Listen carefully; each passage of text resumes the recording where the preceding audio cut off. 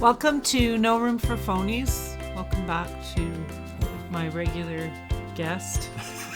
I thought that maybe I'd have lots of different guests, but COVID, well, you did for a while. But COVID sort of put a kibosh on that. We did have some guests during COVID. I'll but be sad if you replace me. But I won't replace I'm you. happy no. to be here. It's episode 51, and it is the last episode of the education series. Number 10 of the Number education. 10.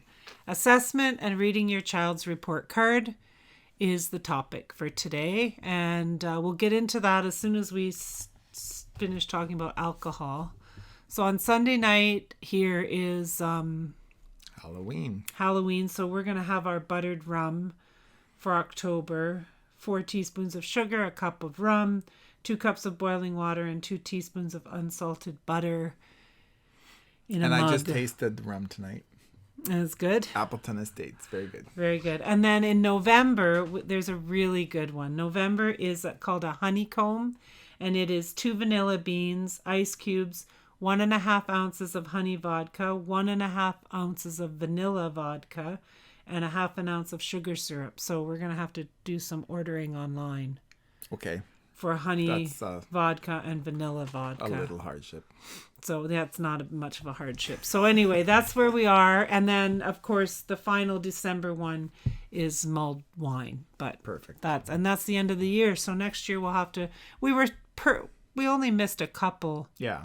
So we did. And in the end, I think well. we tasted almost everything. Almost everything. So the book recommendations for me are about a little journey that I've been going on to read a lot about Indigenous people and Indigenous stories, because I just feel like it's broadened my understanding of the plight, and I guess if that's what you want to call it, and how real systematic racism is. Mm-hmm. But some of the stories, the resilience that they have for sure in the face of never ending. Yeah, and just like some of the problems that they faced, and like they were trapped in a lot of cases. So I read 5 Little Indians, which is a newer one, and it is really about residential schools. Very, very poignant story. Call Me Indian is one. He's actually about the first Indigenous person to ever play NHL hockey. It was really interesting. The Indian in the Cabinet, of course, is the Jody Wilson-Raybould book, which isn't completely, but it is about her as an Indigenous woman on top of everything. I mean, one of my most interesting lines from that story is her saying that someone in the Cabinet actually said to her that they had never met an Indigenous woman in person. So that's pretty sad. Wow. For a Canadian. And that's in the Progressive Party in Canada. That was the Liberal Party. And then 7 Fallen Feathers is a really poignant book about 7 children. And then From the Ashes is a story of a Métis person who and I actually heard him speak in person at an event. Oh, that was before COVID. Before COVID, pre-COVID. Everything's pre-COVID, post-COVID, during COVID, whatever. So anyway, I would highly recommend that for a non-Indigenous person, reading the stories of Indigenous people is really, really important. I've also read lots of stories about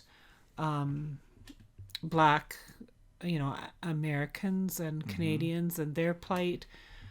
For those of us who are like white, I don't think that we can ever walk in someone else's shoes like that in a way, but by reading their stories, and especially when they're personal memoir kinds of stories, and the other thing, I know it was a television show, but it was when the nurse or the one doctor said to the other doctor, you still are trying to make me tell you how to fix the situation. Yeah. And we need to figure it out, for ourselves, how our behavior and our attitude and the things we say can be impactful in society. Yeah. So anyway, that's my recommendation. And then the podcast recommendation, I keep going back to Brene Brown. I was talking to a friend recently about how her books have been so helpful in her life and some of the struggles that she has. And so the podcast recommendation Is that particularly the yeah, July 1st it's a July episode? 1st episode, Brene Brown, Shame and Accountability.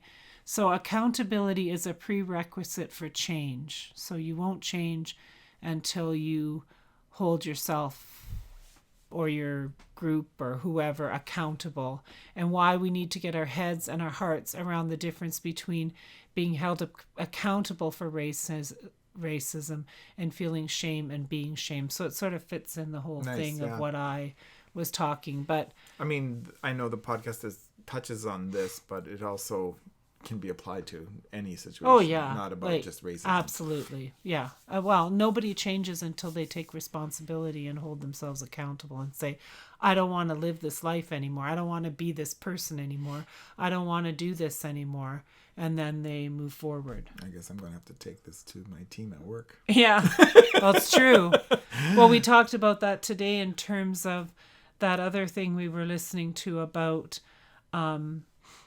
what did we say about communication, right? Mm-hmm. And, communication is so bad and this and that. So what role do you play in it, and how do you hold yourself accountable for saying, like, when you work in a business or you are in a relationship, if you're not understanding something or you're feeling you're not being communicated with, what stops you from saying, I need more information, or I'm not clear? Like, mm-hmm. What stops you from doing that? Then you start calling your boss unapproachable, or your partner, oh, he's unapproachable, he won't talk to me, or he's not saying that. Or he has poor communication skills. I mean, even if it's not he, if you just say... She, whatever. No, but if it's no person involved at all, there's just such bad communication, it takes the blame, it takes away accountability. Yeah. So anyway, it's just an interesting thought, and Brene Brown is always worth a listen. And then the question I want to ponder or wonder about in terms of assessment and what it really means to do assessment. Like report cards? Yeah. Okay. Is how do you become the best version of yourself? And the way as that a learner, as a teacher? As a learner, as a teacher, like how do you become the best version of yourself? And I will say that part of the answer to that comes from getting really good feedback about yourself and being open to good feedback about yourself. So anyway, so on to this report cards, knowing how your kid is doing at school. So I just wanted to kind of, and you can help me with this a lot, the types of assessment. Diagnostic is like the baseline to work from. It's how teachers figure out strengths and weakness and knowledge and skills and where kids are at. So, and I've talked about this a lot. You know, my favorite one is when it comes to kindergarten, that some kids come to kindergarten reading, counting, doing all kinds of things, and yet they're put in the circle and made to say A, B, C, D, E, F, G. I've seen it in grade 1 where a kid can add and subtract to 10, but they're still writing like tracing numbers, right? Like, so no diagnostic was done in that case. So, and I mean, the word diagnostic, with diagnosis and medical, we always think of it as a negative outcome, but a true diagnostic assessment is going to look for the strengths too. And well, so and I like it. Highlight those. We have a new doctor, a young guy, and he calls diagnosis your baseline. I need a baseline to figure out what we have to do next, if it's a treatment or something or a change of diet or more exercise. We just need a baseline to figure out what to do next. Okay. And so I like that approach to it. Mm-hmm. Summative assessments happen at the end of, and they are like, and I know this sounds terrible, morbid, but they're like an autopsy. So in a coroner's report, teachers should use these to improve their own instruction from year to year. That's why things like EQAO are important. Yeah. Because, or over a term. So if you also think of the end of a unit test, so, you know, it's been 4 to 6 weeks and you want to do an assessment of everything that they were supposed to learn through the unit to see what stuck. And also to reflect as a teacher, what did you teach well, or maybe... And how can I figure out how to actually get through to this particular group of children? Because I taught enough different classrooms to realize that some groups of kids had, well, you know this from classes, some groups of kids are learn different, like just the dynamic is different. Sometimes like some groups I could do so much group work and they worked so well in like pairs of 3 to 5 or groups of 3 to 5, and wouldn't matter. some I was barely able to get them to work in pairs because they were fighting or it was just the dynamic. And we worked at it. I'm not saying I just accepted it, but anyway. And then the next kind is formative. And assessment, this formative assessment happens during learning to ensure that kids are understanding while you're teaching, and it should occur like right throughout the instructional process. It's things like exit cards, it's data used to revise the lesson or the plan, and it's daily, and it's promoting student reflection on goals and achievement of goals. So, and report cards are a mixture of the two, would you say? A bit, like some of the grades come from summative. Well, the theory about the report cards is that you shouldn't necessarily really be taking an average of all the marks. So if a kid starts in a unit and gets a D on the first assignment, but by the end of it, their last 5 assignments are all an A+, then why should that D be averaged in? It shouldn't be. Wow. That's a new way of thinking of it. It's right? It's not the way universities or, or colleges do it. And it's not. Right? Wow, So you should be taking enough dipstick. But if the kid starts out, I don't understand this and I don't get it. But by the time you're finished the unit, their last bunch of assignments are all A+. What did that D mean? It meant that they didn't understand at the beginning. Well, they really weren't supposed to understand it at the beginning. If they all understood it's like giving them, it's like including the diagnostic test score in their the grade. Thing, right? Yeah. So, I mean, that's a way of thinking about it. I mean, I don't think it is in the document, in the ministry document for Ontario. That's how it is supposed to be done. You're not supposed to include that lower mark. Those lower marks from the beginning. But teachers do. Average. Yeah. And then there's something called norm reference tests. They're like standardized tests, and they compare one student to another. And that's usually for place. Or to a base. No, that's criterion reference. Oh, sorry. So norm reference, criterion reference are measures a student's performance like against a goal, a specific or a standard. So the norm reference ones, that's where you get the standard deviation curve, where like the viewpoint. Yeah. Okay. Yeah. And these can be a kind of formative assessment, and they should be integrated throughout. I'm getting him to move my computer screen up because he's supposed to be on the job. It's just for adjustment of criterion reference are like standardized government tests because they are about adjusting your teaching over time. Okay.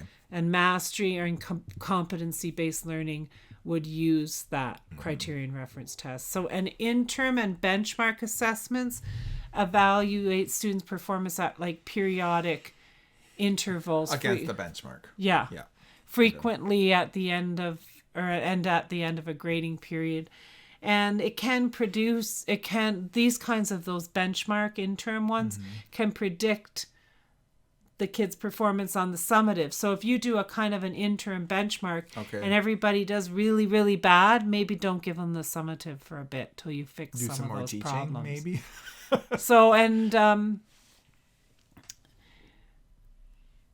benchmark assessment is a type of interim assessment. So it's useful to think of them as distinct, even though they function, because benchmarks are one thing, interim assessments because we do measure kids interim against benchmarks. Like when your teacher talks about your kid is like an A, B, C, D, E, F on a reading scale, that's a benchmark assessment for sure.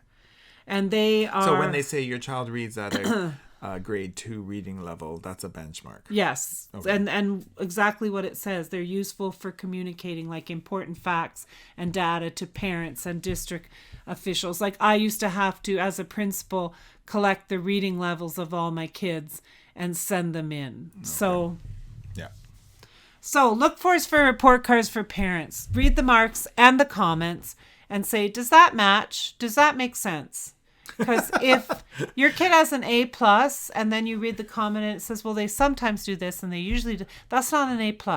No, like Zachary's C- on drama, but the comment was, he's a wonderful actor.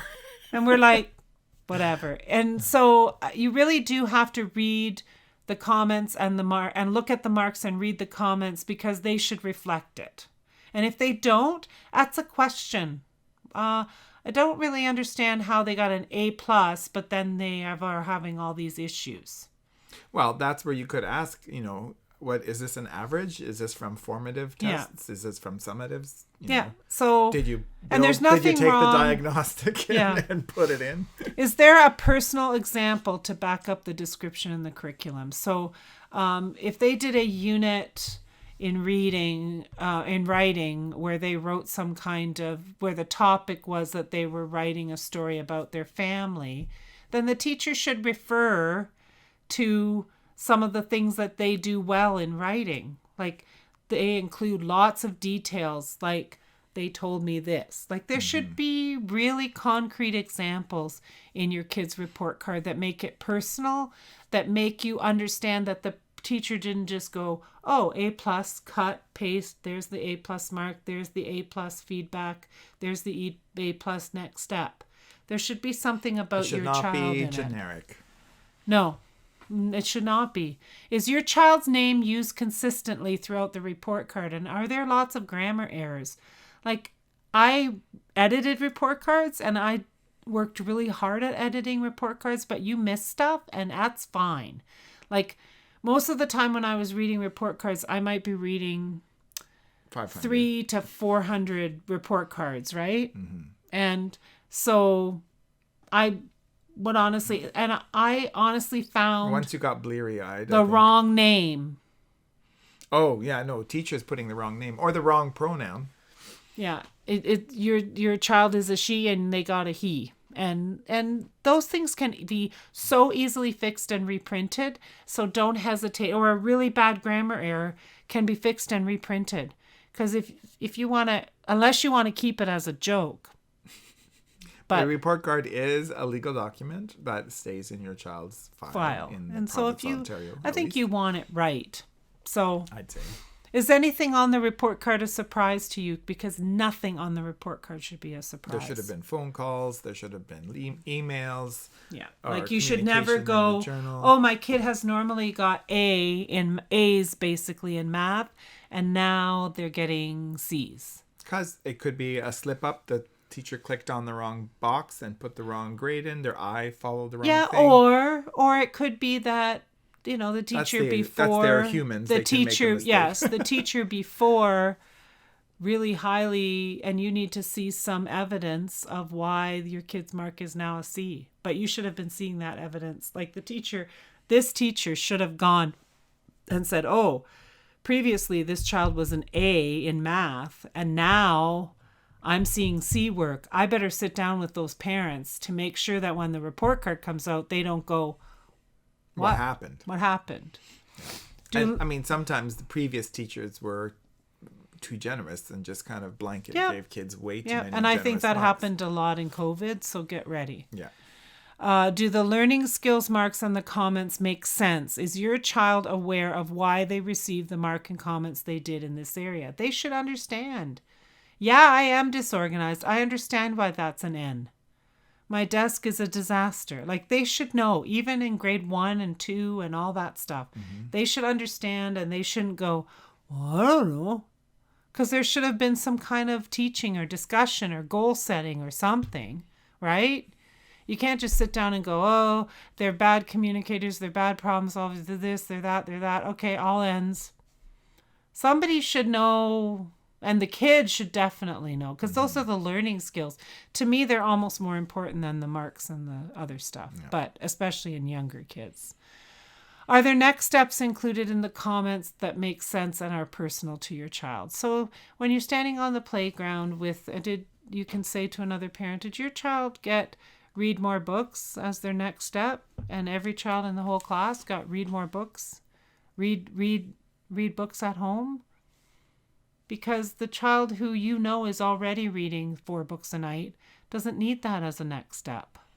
No. So sometimes I would get very frustrated because I didn't think really the next steps reflected what the child actually needed. So What do the words mean on the report card? Like this whole thing of consistently, regularly, always, confidently, and Proficient. usually, proficiently.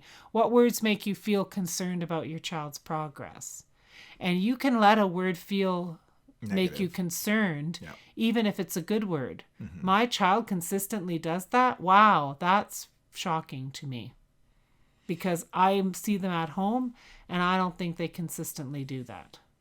So you can question those words because teachers have a bank of words that they use. So consistently is usually like a B plus. Confidently is probably an A. So usually is often a B kind of a word. Regularly is a B. Always is definitely an A. So then put the negative things on all that. Inconsistently. Irregularly. Yeah. Yeah. Sometimes is a C word. Never. I didn't like that word on report card. They never do it. Like never. Rarely. Ever. Rarely is Rarely a D. is a little That's better. A D. That's a D. Definitely. Is there enough positive and encouragement in your child's report cards? They really should have been practicing a sandwich. So they should start out positively and then put the little, and then the next step should be phrased in a positive way. For sure. If it's not, that's terrible. Do the learning skills comments make sense to what you know about your child's strengths and needs yourself? Not just your child, but yourself. Do you think that your child is as organized as your teacher says? And school is apples and oranges. So you might go, oh, that's great. So then we can bring a little of that organization home. So, but you have to ask yourself these questions. Did you have a look to see if the curriculum expectations match what is said? Because you can go into a website or ask for a copy of curriculum things and say, my teacher's talking about the kids doing this. That's not even in the curriculum. And that's important. And it happens. Hopefully your principal caught that and they went, what are you teaching exactly? And hopefully they caught it long before it got into the report card, but whatever. So anyway, tips for talking to your kids about their report cards, kind of, because you want to make the most of these results. And so make sure that you read over the comments, the teacher comments with your kid. Not just, oh, you got all A's, let's go buy ice cream. Let's talk about the comments and make a list of the next steps and say, okay, which ones do you think we can work on and which ones are similar and, like that sort of thing. And then book a parent-teacher conference. Make sure you do. I think a lot of them right now are being done by phone, but have a phone or a Zoom call where you can see the teacher's face. And it was popular for a while, I don't know if it still is, where the child led the parent-teacher conference and they were the spokesperson and they were supposed to share something they had done. And it was a waste of time. So if you hear that that's what's going to happen, then you book another one where you that's fine. I'll listen to my kid talk about what they like and everything, but then I want to have a conversation with you about this, and this, and you could say it ahead of time. It doesn't have to be a surprise. Send an email. These are the 5 questions I want answered, but I want them answered face to face or on a phone call. Don't send me an email back with your I want to talk to you about these. Just be specific.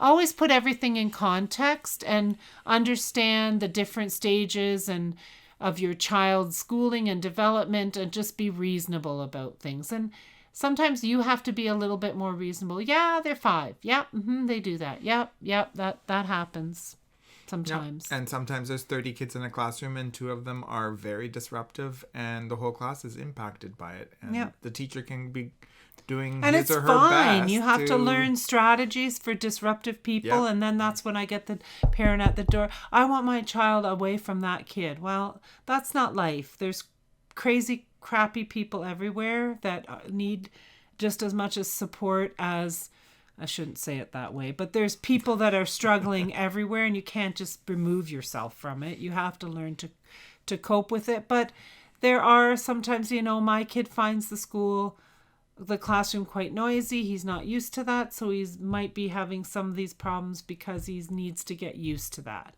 That's fine. Yeah, That's absolutely. that's a stage of development. Make sure you have a discussion with your child about their report card, and make sure that you plan it ahead. So if you open the report card and you're like, oh my God, this is terrible, don't have the conversation then. Like, calm down. No matter what results your child has, make sure that anything negative that you're feeling gets sandwiched between positive things as well, because it's not going to help. Well, the other thing that you have to do is separate your own, going back to shame, your own shame or memories of when you might have gotten a C or a D or an F, and how you were treated by your parents, by your classmates, teacher. Well, and half so you the can't time, you can't transplant those emotions onto your child. well, and also your emotions about being a parent. Oh my God, I'm a not a terrible good parent yeah. because my kid is, look at how they're struggling at school. That has nothing to do with it, because it just has nothing to do with it. So identify some areas for focus or improvement, 3 to 5, write them on a chart, put them on your fridge, talk about them, get some outside resources if you need them, like get a little reading buddy or tutor or something. If you're working and you're busy and you just don't have, like, set up something so that your kid has some opportunity to practice more the things that they're struggling with. I mean, we paid for math tutors, and not everyone can afford that. I realize that, but there's ways to do it. High school kids need community hours, so you can call. I had people call the local high school and say, is there someone who'd like some community hours to meet my kid in the library to work on some math, somebody who's really good at math. Or you can give them a nominal fee, $10 or something, and like something reasonable. So it's not that difficult to find some outdoor. Even a grade 8 kid can help a kid in grade 2. I always had a tutoring program that ran in the school, and I usually ran it different times of the day. So 10 minutes, 15 minutes before recess or lunch happened, the tutor would come, the grade 8 tutor would come, get the grade 2 kid, they'd go read a book together or work on a math paper. But tutoring older to younger, excellent, excellent, excellent. Examine your kids' routines and make sure that life is not too busy or too crazy, in order to ensure that you're putting things in place as a family, that your kid is doing better at school. So sometimes the kids' report card is a little bit of a wake-up call. We're on the go. We do this. We go here. We could, everybody's got like travel soccer, travel this, hockey. go here, go there. Maybe your child needs a couple nights at home or a day at home on the weekend to just kind of chill, so they're not so. I'm not saying to stay home and do schoolwork. I'm just saying to just breathe. And always plan a few minutes each day to check on your child's progress. Talk about what your child learned in class, what assignment he's working on, and any new things that they might be struggling. Every single day. And not saying, oh, how was school? Fine. Do you have any homework? No. I don't know. Did you learn anything? I don't know. Tell me 3 things that happened at school today that were great. Tell me something you're wondering about that happened at school today. Who did you play with at recess? Right? Mm-hmm. What did you hear on the announcements this morning? Is anything exciting happening? What do you have in your backpack that might be of interest to me that we could have a look at? Did you write a story today? Did someone read you a book? I mean, right now I'm picking up some kids after school and I'm practicing all these questions. So, were there any kids missing? And they always say, well, there's 16 in our class, but 2 were missing. So that means there were 14 in our class today. So they're doing the math. Yeah, so then we're doing the math. And then I say, did anybody read you a book today? Yes, we read The Witch that, I don't know, something, because it's Halloween right now. And then we sing the songs that they sang, even though we can quite remember how to sing them and all the words. We just figured it out and made it out. But I'm just saying, like, there's more to it than just saying, how was your day? Great, good, whatever. There's a little bit more drilling down that needs to be done. And I'm pretty sure in some other podcasts I've shared some questions you can ask. Yep, you did. So here's some questions to ask your child that you might want to ask your child's teacher. What is my child's reading level, and what kind of books do they like to read at school? Your teacher should know that. like 100%? What do they choose when they go to the library? That's a very good question. Are there concepts in math that my kid is struggling with? How can I help them? Like maybe subitizing is what they're doing. That's when you look at a group and you can see the number without going 1, 2, 3, 4. That's what it's called. Sorry, what do you do? When you see a group of objects and you can go, oh, there's 5 of them. Oh, that's subitizing. Really? Yeah. Oh my God, I love that. How does my child do when they're working or playing in a group? I'd like to know that. What's my kid's favorite subject, do you think? That's a great question to ask. They might think it's math and you think, oh my gosh, my kid comes home every day and says, I love science. I love science. So you're comparing notes a little bit. Are there ways we can help with writing at home? Is technology a part of your language program? Should be. Should be part of your science program. You know, the words on the report card actually say science and technology. In Ontario. In Ontario, yeah. That's my frame of reference, right? Yeah. What should my kid be most proud of this term? It's a great question. I used to ask that question as an interview question for when I was hiring teachers. What are you most proud of? Some very bad answers sometimes. Like, I'm most proud of the fact that we did Charlie and the Chocolate Factory as a full class novel study. That's great. I don't want you as a teacher in my school, but I'm glad you're proud of that. What would you say my child's favorite subject? Oh, I did that one. Can you tell me a bit about what type of learner my child is at school? Like, and that can be auditory, verbal, kinesthetic, whatever. What kind of learner are they? The teacher should be able to tell you that. We just started learning about another kind called the digital auditory, and that is where your child learns by thinking internally and processing things and doesn't spout it out and takes some time to either write it or say it or share what they're thinking. Right. Your kid doesn't share enough. Well, maybe they need to be called on because they wouldn't do that. Yeah. What type of strategies does my kid respond best at school? Like, what are the things that they, do they respond best when they work on their own and they can follow along and read for themselves? Do they respond best when you're sitting beside them? Because if that's how they respond best, let's work on strategies so that they can be more independent. Like, there's all kinds of implications to that. Show me examples of assessments or tasks that are reflected in the report card marks. If you don't ask that question, I don't know what to even say. They need to show you how they arrived at the mark. Comments, work, something that shows how'd you get there. Very interesting at the college because they're 18 and older. They're with the Privacy Act. Parents cannot find out what their children do and why the grades are what they are. Yeah. They have to ask their child to show them. Which is pretty much unfortunate, especially if the parent is paying. Yep. Yeah, that's pretty. It's legal. Yep. Are there any areas where my child is not performing at grade level or acting appropriately socially? How can we help? Like, you want to know if they are norm referenced with the other children in the class, if they're kind of in the ballpark at least.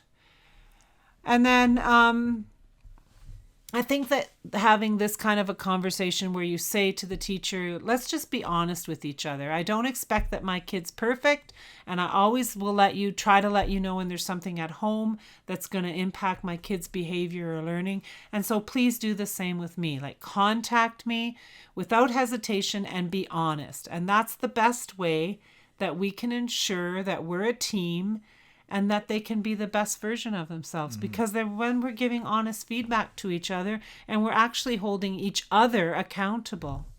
So Those are great 11 questions. So that gives you a little, it hasn't been a long thing today, but I don't think that's a bad thing. But those are some really good tips, I think, for when you look at your child's report card, just to use those as a guide. I think they're good, don't you? Yeah, they're excellent.